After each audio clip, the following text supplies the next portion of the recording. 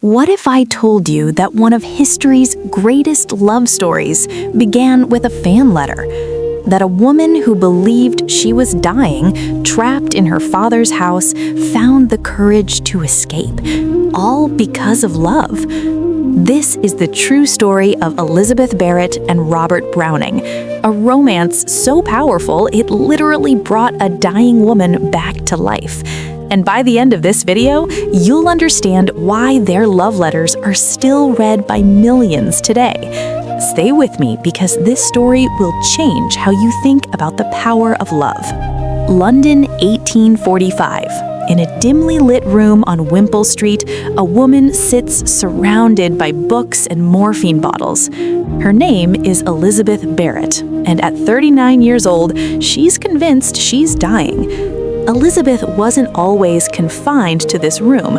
Once, she was vibrant, brilliant, riding horses across her family's estate.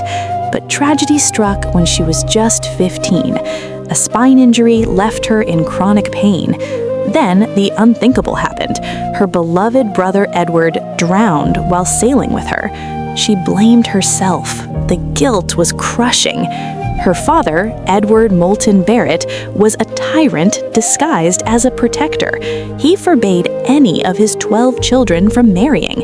He kept Elizabeth isolated, convinced she was too fragile for the world. She became a ghost in her own life, pouring her pain into poetry that stunned Victorian England. But here's what makes this story remarkable. Even in her darkest moments, Elizabeth's words blazed with life. Her poems spoke of hope, of longing, of a soul that refused to die. And one man was absolutely captivated. Robert Browning was everything Elizabeth wasn't. 6 years younger, handsome, charming, full of life. He was a rising poet himself, but when he read Elizabeth's work, he was utterly spellbound. In January 1845, he did something bold. He wrote her a letter that began, "I love your verses with all my heart, dear Miss Barrett." But then he wrote something even daring, "I love you too." Can you imagine a complete stranger declaring love through poetry? Elizabeth thought it was madness. She wrote back, polite but cautious. She was an invalid. She was older. She was broken. But Robert didn't care. What followed was one of the most passionate correspondences in literary history. Over 20 months, they exchanged 574 letters. Not emails, not texts, handwritten letters where every word was chosen with care, with yearning, with hope. Elizabeth told him to stay away. She warned him she was dying. But Robert saw what her father couldn't see, what Elizabeth herself had forgotten. She was alive, brilliantly, beautifully alive. He wrote, "You have been to me more than all the poets. You are a true soul. You have all my sympathy." Slowly, carefully, he drew her out of the darkness. Robert began visiting Wimpole Street. At first, Elizabeth's father allowed it. After all, Robert was a respectable poet. But he had no idea what was happening in that upstairs room. With each visit, Elizabeth grew stronger. Robert didn't treat her like an invalid. He challenged her mind, made her laugh, made her feel like a woman again, not just a patient. And then came the moment that changed everything. Robert proposed marriage. Elizabeth was terrified. Her father would never allow it. He had disowned other children for far less. She could lose everything: her home, her family, her financial security. And what if she was too ill? What if she became a burden? But Robert made her a promise that still makes my heart ache. He wrote, "I would rather live with you in a cave eating bread and water than have all the riches in the world without you." He didn't want her despite her illness. He wanted her, all of her, the pain, the poetry, the past, everything. And for the first time in years, Elizabeth made a choice for herself.